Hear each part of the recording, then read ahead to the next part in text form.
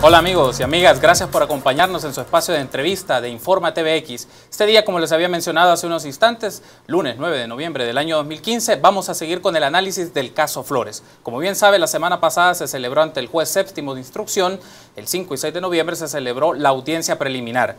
El juez Miguel García estableció que al 3 de diciembre se va a desarrollar o va a dar la resolución en esta fase. Pero queremos hacer un análisis con más minuciosidad y con más detenimiento. ¿Qué fue lo que aconteció la semana anterior? Para ello nos acompaña Héctor Carrillo. Héctor Carrillo es parte del equipo querellante de FESPAD que nos va a mencionar sobre esto. Y vamos a analizar en estos minutos sobre este caso. Bienvenido, Héctor. Gracias por acompañarnos. Muchas gracias a ustedes por el espacio para poder brindarle la mayor información posible a todo el pueblo salvadoreño. Un saludo a todos y a todas desde la Fundación de Estudios para la Aplicación del Derecho, FESPAD. Gracias por tomar la invitación, Héctor, y por acompañarnos. Creo que un primer aspecto para iniciar y ponerlo en perspectiva a nuestros amigos y amigas de la audiencia de Informa TVX es, ¿considera usted que, Héctor, que fueron recolectados y presentados los elementos necesarios para fundar la acusación fiscal? En esto, dado lo que se ha presentado, lo que mencionó el fiscal Zamora, que es parte de la persona responsable en eso. Bueno, nosotros consideramos como instituciones que están participando en calidad de querellantes en el caso contra el expresidente Francisco Flores, que se han reunido suficientes elementos de prueba para pasar a la siguiente fase del proceso penal, como lo es la vista pública. No obstante, hay que hacer mención de algo. Hay prueba que se ha recabado gracias a la participación de la querella. Sin la querella, sin las instituciones, sin ISD y FESPAD metidas en este caso, no habrían elementos de prueba contundentes para poder pasar a la siguiente fase. Hay elementos de prueba en torno al delito de peculado, hay elementos de prueba también sustanciales para incluir el delito de lavado de dinero. Y bueno, sobre el delito de desobediencia, que es un delito que se está persiguiendo por la Fiscalía, también hay elementos de prueba. Creo que esto es importante mencionarlo para que un poco se entienda también el por qué parte de la línea de la defensa del expresidente Flores es tratar de excluir la participación de la querella en el proceso penal. La población habrá podido constatar que la defensa del expresidente Francisco Flores no consiste en afirmar de que no recibió el dinero, sino que ha consistido en tratar de cuestionar si hay o no hay prueba que lo vincula directamente a él y principalmente en tratar de excluir a la querella.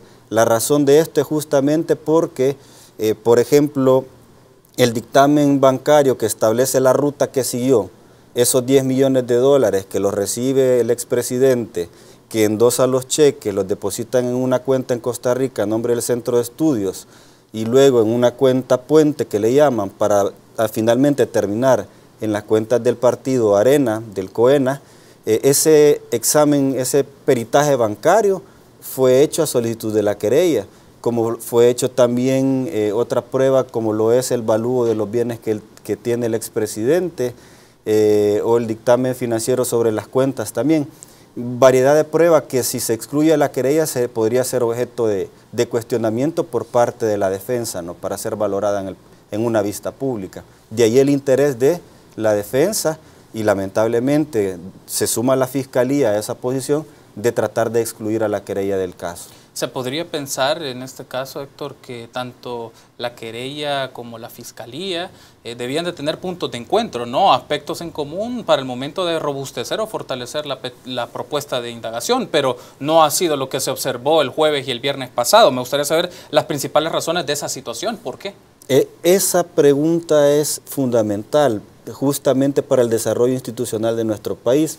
Resulta que conforme está diseñado nuestro proceso penal, la responsabilidad de investigar los delitos y ejercer la acción penal correspondiente es de la Fiscalía General de la República. No obstante, nuestro legislador ha previsto la participación de la sociedad civil y es interesante que la defensa del expresidente Flores esté cuestionando esa figura, esa participación, porque justamente la figura de la querella representa el ejercicio de lo que se conoce como la acción popular, que es una reivindicación liberal dentro del ordenamiento jurídico. Es decir, los principios liberales son los que han instaurado esa figura dentro de los procesos penales. Curiosamente, un expresidente procesado por actos de corrupción, ¿verdad? Y que pertenece a un partido que defiende los principios liberales, en teoría, ¿verdad?, cuestiona esta figura. La figura de la querella, bueno, es imprescindible en este caso, ¿no? Y de ahí que se esté cuestionando la participación. Entonces, bueno, las pruebas han sido contundentes de parte de la querella, ¿no? ¿Y qué ha pasado en esta relación? Bueno, porque claro, el fiscal ha mencionado también que valorar hasta que la querella no sea parte de este proceso. La investigación corresponde a la Fiscalía y la figura de la participación ciudadana viene a ser una figura de Contraloría respecto a la actuación. Es decir, en este caso quien tendría que estar mayormente preocupado por investigar estos delitos es la Fiscalía.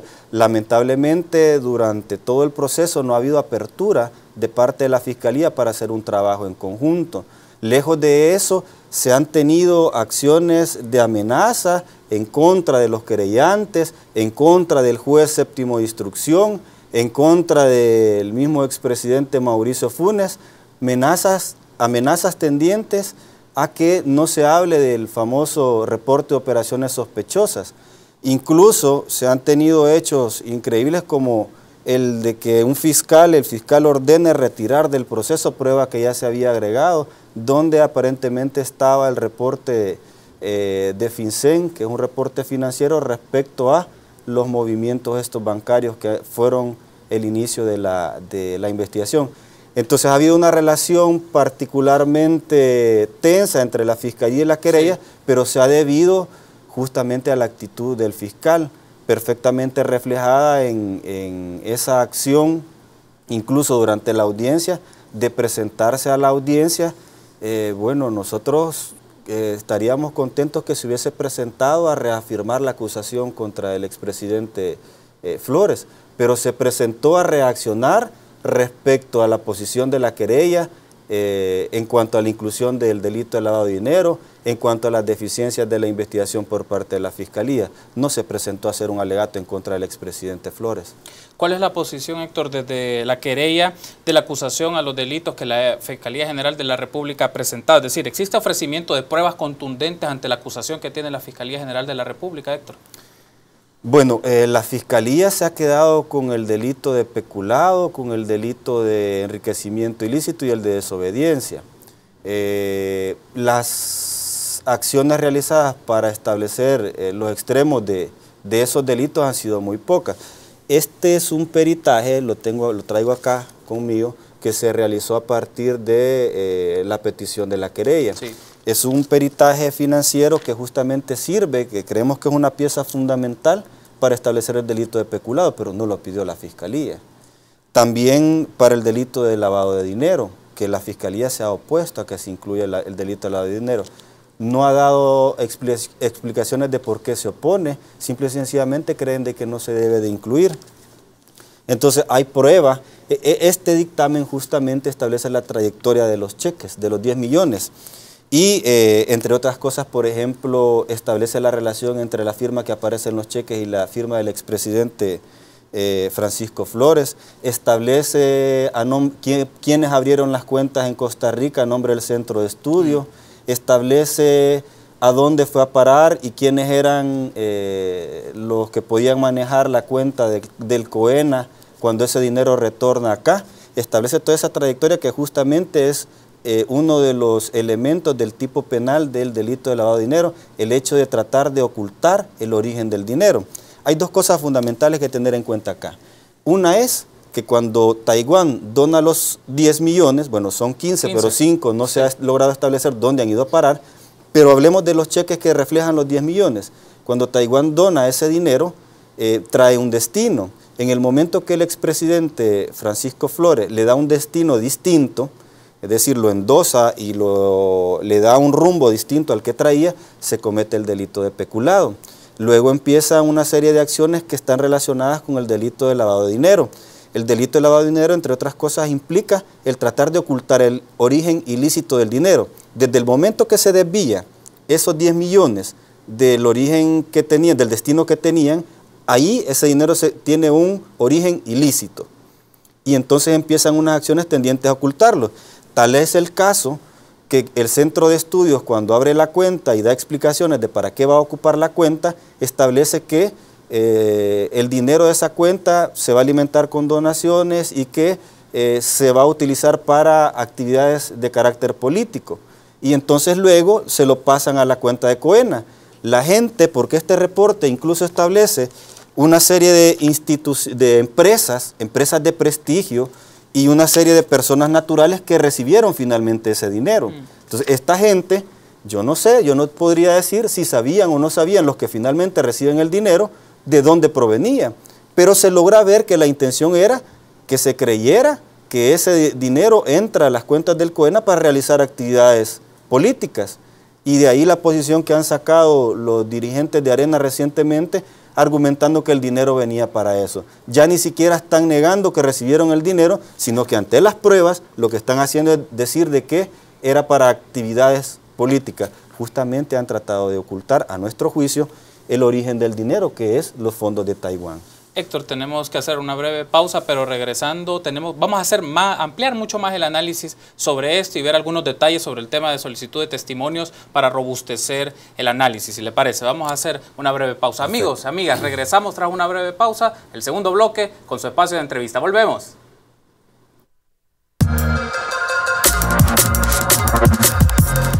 Estamos de regreso en su espacio de entrevista de Informa TVX y estamos analizando el caso de Francisco Flores, llevado a cabo del juez en el Juzgado Séptimo de Instrucción. Está con nosotros Héctor Carrillo. Héctor Carrillo es miembro del equipo de FESPAD y del equipo querellante. Héctor, me gustaría que, retomando un poco el análisis, el tema del lavado de dinero ha sido una de las acusaciones que a través de la querella se ha puesto para el análisis. Y me gustaría tener su apreciación respecto de los parámetros para incorporar la acusación de lavado de dinero como a la acusación hacia Francisco Flores. Bueno, la verdad es que incluir el delito de lavado de dinero es una cosa que tuvo que haberse valorado por parte de la Fiscalía desde un inicio. Desde que tiene las primeras informaciones respecto al manejo que se hizo de los fondos, tendría que haber valorado esa posibilidad. Ahora, ¿por qué no se ha hecho? Esa es una cosa que tiene que contestar el fiscal general de la República, pero resulta una cosa lógica. Si esos 10 millones salen de la esfera de dominio del expresidente de la República, Francisco Flores, y se depositan en diversas cuentas, es una cosa de lógica el hecho de presumir de que alguna autoría, alguna participación tuvieron otras personas. En este caso, por ejemplo, el representante legal del Centro de Estudios Políticos, Rodríguez Port, el señor Gerardo Balsariete Cried, sí. Él, pues, uno podría pensar de que la Fiscalía tiene que investigar esa participación, porque el delito de lavado de dinero implica, además del origen ilícito del dinero, el hecho que se trate de ocultarlo, y acá se ve esa intención de ocultarlo. El problema es, a nuestro juicio, que si la Fiscalía incorporaba el delito de lavado de dinero, justamente tenía que investigar a los que manejaban la cuenta del centro de estudios, es de representante legal, la persona que se ha mencionado, tendría que investigar también a los que tenían acceso a las cuentas del COENA para ver si ha habido participación, y tendría que investigar incluso a los que recibieron finalmente el dinero de los 10 millones, entre los cuales hay aparentemente personas reconocidas, incluso algunos ejerciendo cargos públicos, ¿no? Es decir, aquí se tendría que haber investigado eso, porque uno puede especular, bueno, ¿sabían o no sabían, verdad? ¿Fueron parte de la acción delictiva o solo los utilizaron para concretarla? Pero la Fiscalía no ha querido investigar eso por la gama de personas que tendría que investigarse y por la penalidad que tiene ese delito, que tiene hasta 15 años de prisión. Héctor, esa información entonces, como usted menciona, no ha sido presentada por la Fiscalía General de la República en esta fase.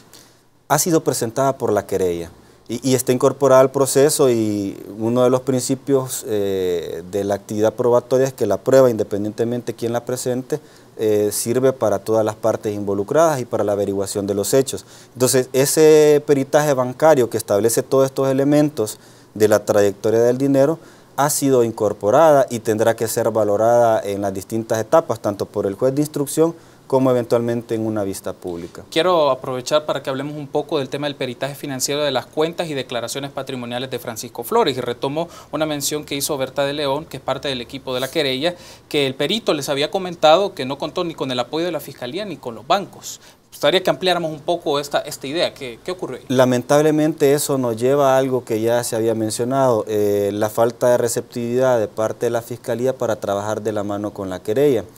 Justamente se ha tratado de indagar sobre el patrimonio del expresidente Flores, pero se hacía esa aseveración, ese señalamiento de que no se contó con toda la información necesaria. De hecho, un medio electrónico hace unos días publicaba datos justamente que tienen que ver con el patrimonio del expresidente Francisco Flores, ¿no? Información que no está incorporada al proceso. Se hablaba este medio electrónico de más de 3 millones de dólares que habrían pasado por las cuentas del expresidente Francisco Flores, ¿no? Esa información no está comprendida dentro de las diligencias que se lograron realizar. Entonces esa es una debilidad que se ha señalado, pues, y de la que en la audiencia preliminar justamente se responsabilizaba a la Fiscalía General de la República, ¿no? El hecho de no haber realizado todas aquellas acciones tendientes a indagar todos los extremos de estas acciones que han sido denunciadas públicamente, ¿no? Otro término que aparece en mención, Héctor, es el reporte de operaciones sospechosas. Para aclarar a nuestros amigos y amigas de la audiencia en qué consiste este reporte de operaciones sospechosas y particularmente cuál es su vinculación con la Fiscalía General de la República en este proceso de audiencia preliminar. Esta es una información que sacó a la luz el expresidente Mauricio Funes.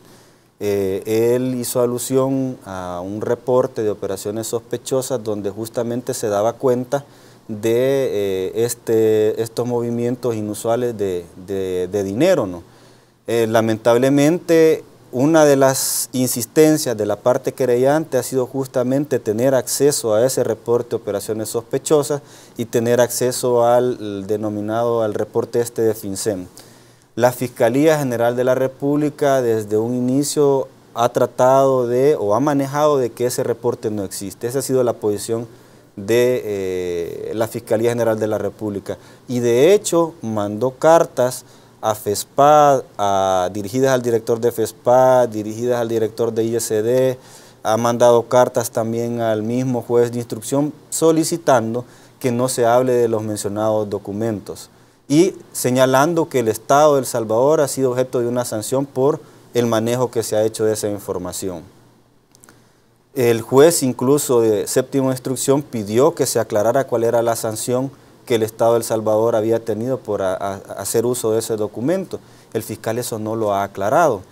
Entonces, justamente la querella ha estado insistiendo, y también por el derecho que tiene el pueblo salvadoreño de informarse, de que se presenten esos documentos, y hasta este momento, pues la Fiscalía no los ha presentado.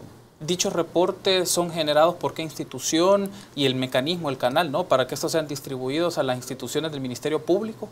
Bueno, esta información es generada por organismos internacionales que justamente están vigilantes o tienen como encargo el hecho de velar porque no haya acciones financieras que puedan implicar lavado de dinero, ¿no?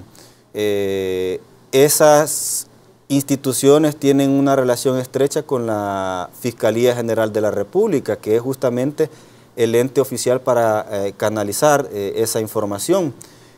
Incluso dentro del proceso se agregó en sobre cerrado un documento que al parecer era el informe de esta institución, FinCEN, justamente con la información sobre los movimientos inusuales, pero luego fue retirado. Al final, ni la querella ni nadie pudo ver el contenido de ese documento, ¿no?